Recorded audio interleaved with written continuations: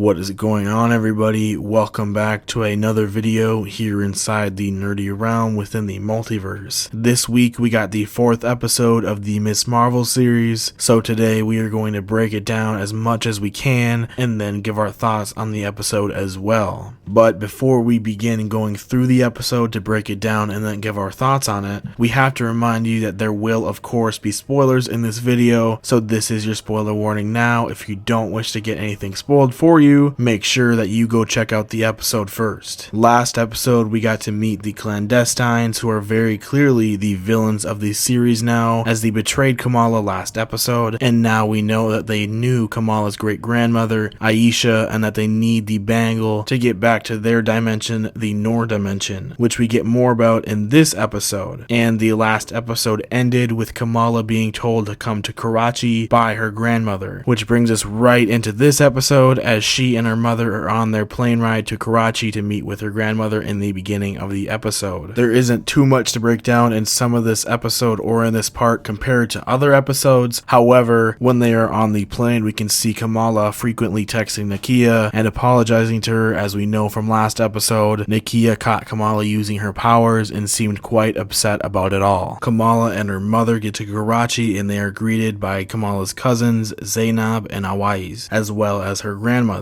as they drive through the city of Karachi, which, by the way, all of the exploration of the city and the culture within it in this episode was awesome, and seeing Marvel recently begin to bring in more of these different cultures into the MCU is quite beautiful. Karachi is of course known as the City of Lights, which obviously plays a bit of a role into Kamala's new powers being referred to as Light or Noor. This city is also where the train event happened, in which Yusuf told stories of, and the train of which we saw last episode in the portal or projection when Najma touched the bangle. Kamala arrives at her grandmother's house, and as she explores it, she enters a room with a ton of drawings as well as historic newspapers all over the room and walls. A lot of this is related to the partition, and Kamala's grandmother touches more on this as well. As she tells Kamala, she draws this stuff to remember and to show what they lost during the partition. And then she shows Kamala a picture of her great-grandfather as well as a drawing of her great-grandmother Aisha. Her and Kamala sit down and talk about the bangle, and her grandmother touches on the night of the train incident and tells her that it was in fact the bangle that made a trail of stars for her that led her back to her father that night. Her grandmother also does touch on her being a jinn, but she mentions that she only says this because that is what her father referred to it as. Because a bit later in this episode as well, it is also mentioned or hinted at a bit that she isn't actually a jinn. Kamala has some dreams or visions of the train, but after she wakes up, her and her family head to the boat club where she meets her auntie. After this, Kamala and her cousins walk through the streets of Old Town, and this part of the episode was really fun, once again seeing more of the culture here. After walking through Old Town with her cousins for a while, Kamala ends up going off on her own and to get directions to the Karachi train station, which is of course where a lot of the stuff with the bangle happened. She gets to the train station and puts on her superhero mask as a sort of disguise when she heads into the restricted area of the station and explores it, trying to find anything that could help her put everything together and figure out what is going on with the bangle. She stops and examines a mural of Ant-Man on the wall where she gets attacked at first, but then officially meets Red Dagger, who is yet another character that comes straight from the comics. They have a little skirmish where we see Kamala use her powers some more, giving us more callbacks to the comics as she uses her powers to once again form a giant fist, which is of course something we see all of the time in her comics. They stop their fighting and seem to be in an alliance as Red Dagger knows about the bangle and the clandestines. We get some funny pop culture references as Kamala makes fun of him, calling him a Ninja Turtle, and he recites a line from Terminator. They end up getting caught in the restricted area of the train station and having to leave, where Red Dagger leads her back through Old Town and into a restaurant that has a secret door inside of it, bringing us into his secret little base of operations being called the Red Daggers, obviously being where his nickname dawns from. And this is where we meet who is most likely his mentor as well, Waleed. Waleed gives us even more information on the bangle and its power, showing us a map and some projections of the Noor dimension, and tells us more about the clandestines and their world. He says that if the clandestines get what they want and get the power of the bangle and open the portal to their world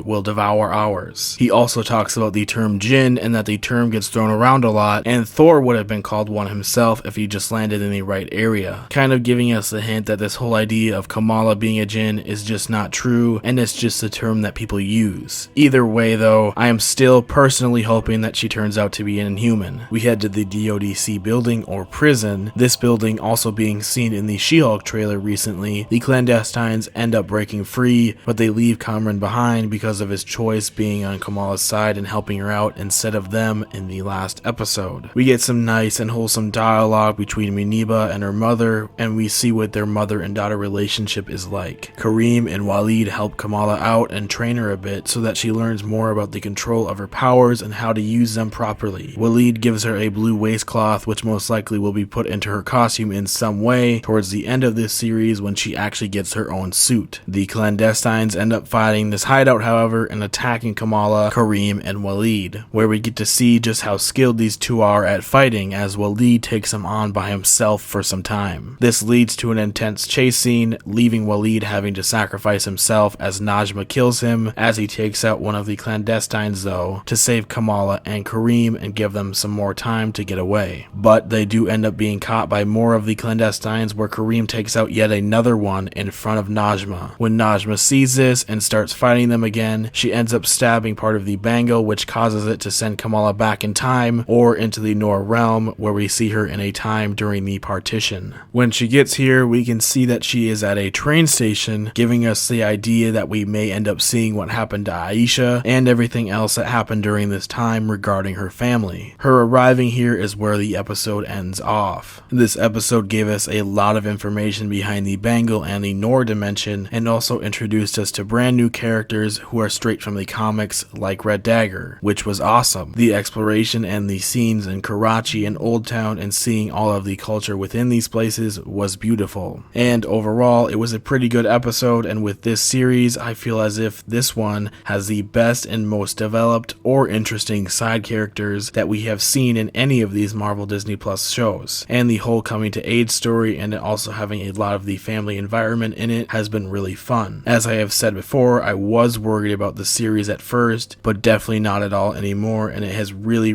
grown on me, and I am loving every bit of it so far. I'm excited to see what happens in the next episode and where this all ends up leaving us. There are only 2 episodes left of the series, however, and I hope that they can continue to do everything just as well as they have been doing, and I hope that they don't end up rushing into the finale, which has been an issue for some of the previous Marvel shows on Disney Plus. But nonetheless, the 4th episode was yet another great one, and I am excited for the next one next week. Make sure to let us know what you personally thought of it down in the comments below. And with all of that being said, that about does it for this week's Miss Marvel episode. But don't forget, if you are feeling extra nerdy today, make sure to hit the like button and subscribe to the channel with notifications turned on to help support the channel and to get even more nerdy content from us. If you wish to support us even further, feel free to check us out on other social platforms and everything else, all linked in the description. And as I always say, thank you all for watching. We will see you all the next time that we go through and explore the nerdy multiverse.